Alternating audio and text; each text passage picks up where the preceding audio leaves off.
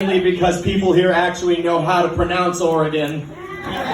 Everyone out east is like Oregon and all that, and every time they do, a little bit of me dies inside. But I'm a nice person, so every time they do that, I just gently let them know that it's pronounced Oregon. Because like I said, I'm a nice person, and I respect the people of Massachusetts. The people of Boostown, Massachusetts are really nice people. I mean, everyone on the East Coast is really nice. They're really nice. They're good to me. I look like if mayonnaise had feelings. It's true in more ways than one. I'm often found on sandwiches. I'm available in a variety of colors, ranging from white to off-white. And I have been linked to several outbreaks of salmonella poisoning throughout the Pacific Northwest. Alright, the only reason that salmonella bit is in there is because I read the entire Wikipedia page on mayonnaise. That was the only thing I could get out of it. Like, my jokes may not always be funny, but they're well-researched! Yeah! Wikipedia is a reliable source. As long as you're doing comedy, but not... whatever, don't listen to me. I mean, listen to my jokes, but don't listen to any actual advice. So I think I'm destined to be a comedian, not because I think I'm any good at it, but because you literally cannot spell comedy without Cody. And even if you do, it just spells me. Like, I'm still not entirely sure what to do with this information. I think I might be some sort of comedy phoenix. Like, you take me out, you kill me, I come back, rising from the ashes to tell jokes to 8 people that are paying attention and 35 other people that apparently have other things to do. That joke works better at open mics, but whatever. Okay, good, we got some people who understand the experience. Alright. So, a couple of years ago, I guess it was a little bit longer than that, I fell for a John Stamos death hoax. Like, most people in here know who John Stamos is? Okay, good. I mean, it's not crucial for this joke, but it's just I like to know. So, I fell for a John Stamos death hoax, and I didn't find out he was alive until about 3 years later when I saw him in a yogurt commercial.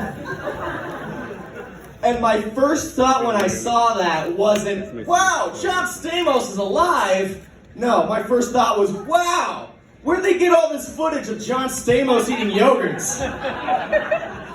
Like, in my mind, the most reasonable course of action was that John Stamos liked to secretly record himself eating yogurt, didn't tell anybody, died, his family found the footage, also didn't tell anybody, waited for the appropriate amount of time for everyone to mourn John Stamos, which is apparently 3 years, and then sold that footage to some yogurt company.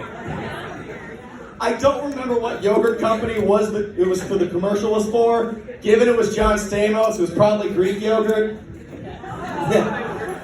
Yeah, I don't know, Oikos or something, I'm not sure. I didn't study up on my yogurt commercials before doing this joke. So that's not the best joke I've ever written, but I have a very limited amount of time to tell it. Like, I can only tell that joke while John Stamos is still alive. I can't come up here once John Stamos is dead and say I fell for a John Stamos death hoax, because you know there's going to be one person in the audience who's going to be like, John Stamos is dead, you jerk! And I have a lot of patience for a lot of things, but being heckled by a diehard Full House fan who has just been bereaved of John Stamos is not something I want to deal with. So I'm going to try and get as much mileage out of this joke while I still can. Alright. I think it's weird how basketball and baseball have very different solutions to women playing their sports. Like with basketball, women wanted to play. They asked the people in charge if they could play. People in charge said, yeah, totally. we're just gonna make the ball a bit smaller, because, you know, slightly smaller hands. That was good on them. It was a good gesture, I like it. But then they went to the people in charge of baseball and asked if they could play baseball. And the people in charge said, all right, you can play, but on a few conditions. One, we're gonna call your sport softball so no one thinks you're manly. Two, we're gonna start a rumor that all softball players are lesbians. Three, we're gonna have you throw upside down. I don't know what that means, you figure it out. And four, here's a grapefruit, that's the ball now get out of my office.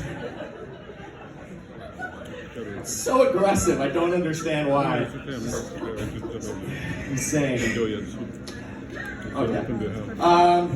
So, I came back to town and I heard this really weird story. There's apparently a guy in Cottage Grove that crushed up a bunch of bees and then tried to sell it as honey. No, I know, it's really weird. I don't understand. The whole town's still buzzing about it. Yeah. No animals were harmed in the making of that joke. I completely made that up. All right. I'm gonna leave you off with this one. Heroin's a big problem.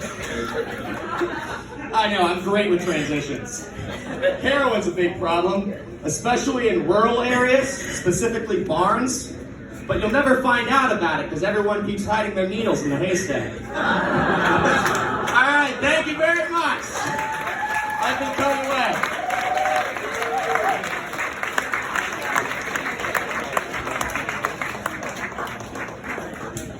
All right, once more for Cody.